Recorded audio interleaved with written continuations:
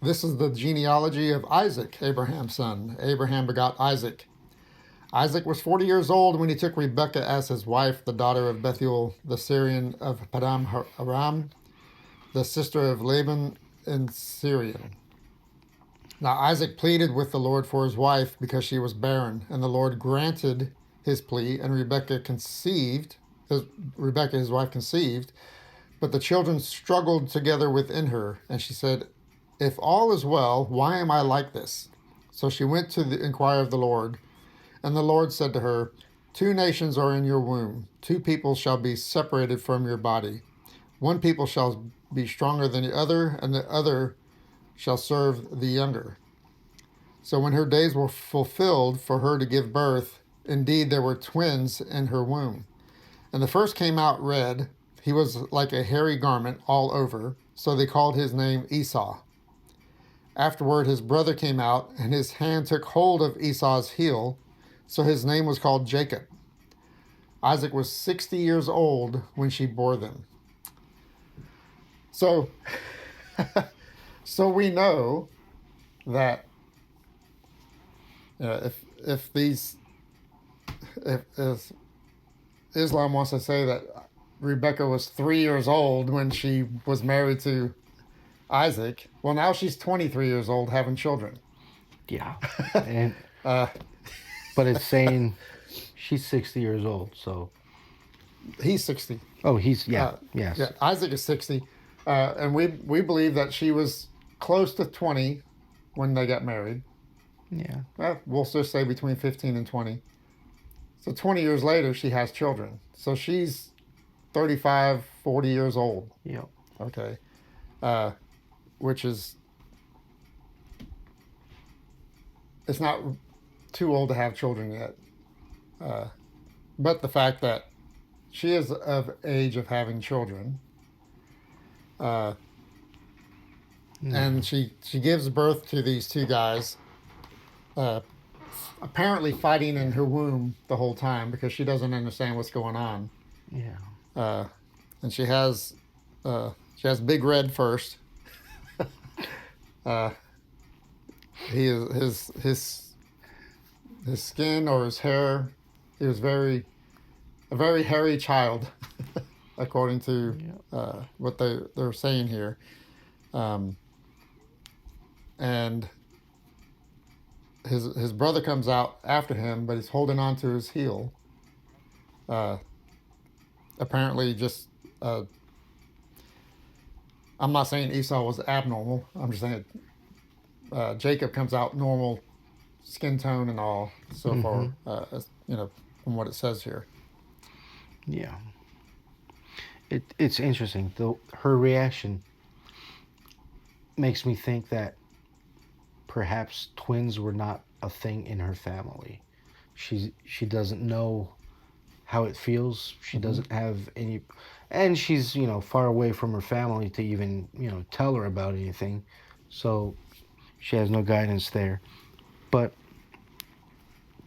it's interesting that she went to inquire of the Lord. Where did she go? Because she went. Where did she go? No clue. Nobody's commented on that. Well, she could have went to the tent next door and prayed. Why? Why not her own tent? That's the thing, right? I think maybe it's a spiritual thing, as in she went spiritually to inquire. And the word inquire actually, I'm trying to remember. There was something about it. It's escaping me. But it's like she prayed is the thing. The main point about this that's intriguing me is that God speaks to her, which means she's a prophetess. And she doesn't necessarily share it with Isaac. She doesn't tell him, because later on we're going to see that he's acting completely opposite to what God told her. So either she didn't tell him or he didn't take heed But based on what we know about him, I don't see him not taking heed, not paying attention. So I think she just kept it to herself. Well, uh, wasn't it back in this time period when the wife was found to be pregnant? Was she not separated from her husband from that point? I mean, well, okay, so at this time point, whether she was pregnant or not, women had their own tent. Yes, they did. So, But I mean, after they became pregnant, they were separated like a like you don't see your husband, he doesn't see you until after your children are born. I haven't heard anything Okay, about that. it seems like I read something about that. It may not be true. Don't take your word for word there. It could be, maybe that's the tradition in another tribe or in another people group, and some commentator was just ascribing to that to Israel also, or proto-Israel, as we can call it. But as we saw before, commentators like to insert Hittite customs and courtesies in their commentary every now and then, but the Hittites weren't even a thing yet, so like it doesn't even work. Since they do that, I think maybe that could be something that was going on. I don't know. I just never read or heard anything about that. But I mean, they would have been separated for a while after the birth, Okay. because Yeah, because she's impure. yeah. Right. But before the birth, I don't know. Either way, um, she's a prophetess. She goes to the Lord on her own, and the Lord speaks to her and tells her about what's going to happen. Now, today we don't think anything of it when we talk about somebody praying and God speaking to them. Contrary to other faiths, we say that if your God doesn't speak to you, is he even really your God? We say, I don't want a God that doesn't speak to me, because a God that doesn't speak is deaf, blind, mute, and dead. So God is a living God, and he himself later on in Amos says, I don't do anything without first telling my prophets, my servants, and before that, chapter, was it 16 or 17? God says, am I going to keep this from Abraham? Because Abraham was his prophet, and he's saying that he's going to tell Abraham what he's about to do, because he was a prophet. Back where I'm going with that is,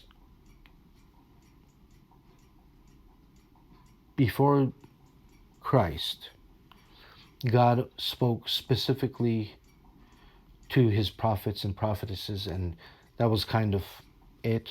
He may have spoken to other people that were faithful to him, but it's not attested to. It's a private thing between them. Anytime it's written in the Bible, it's through a prophet or prophetess. So we see this here, and he's telling her exactly what's going to happen, in general terms, and at birth, it starts playing out, and we're going to get to this in the last 5-6 verses, but Esau and Jacob are polar opposites of each other, in every way, and we'll see. But it's interesting about the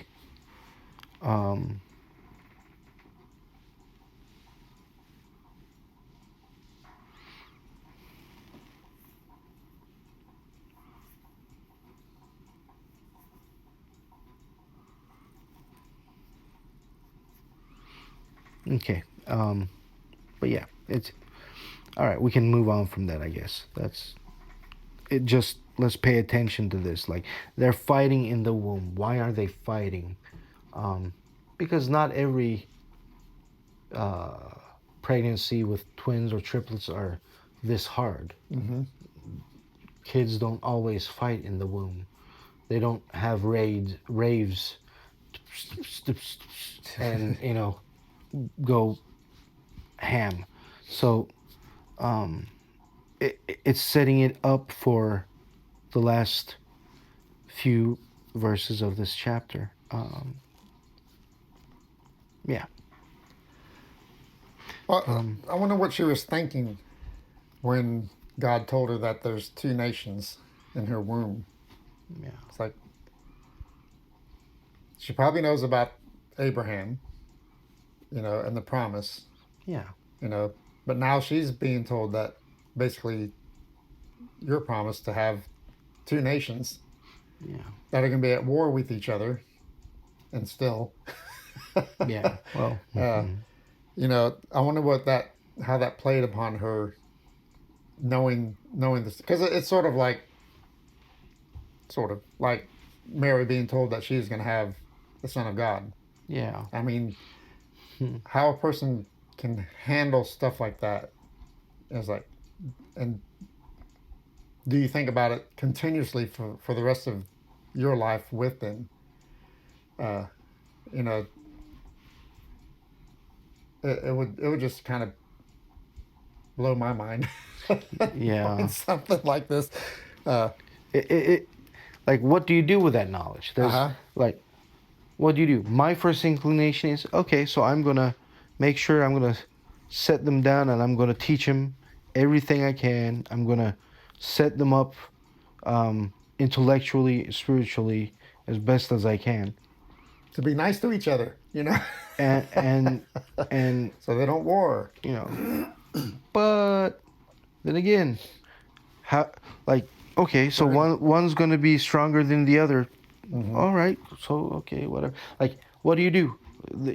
Which one? Oh, the younger versus the older. Okay, so But it doesn't say stronger strength. It just says stronger. yeah, so like, you hope that they won't fight against one another, but it looks like they're gonna. Yeah. And so, what do you do as a mother or a father? Like, how do you navigate that? Like, you just throw up your hands and say, Lord, you do you. I'm just gonna, do what any other mother and father are gonna do, and Mm-hmm. you know, you sort it out. You know best. Yeah, and we're gonna see later on who favors who Yeah. uh, in all of this. Uh, so there's some really wild things that goes on, uh, and we're fixing to talk the first wild thing right here in just a minute, with Esau and Jacob. Yeah. Um,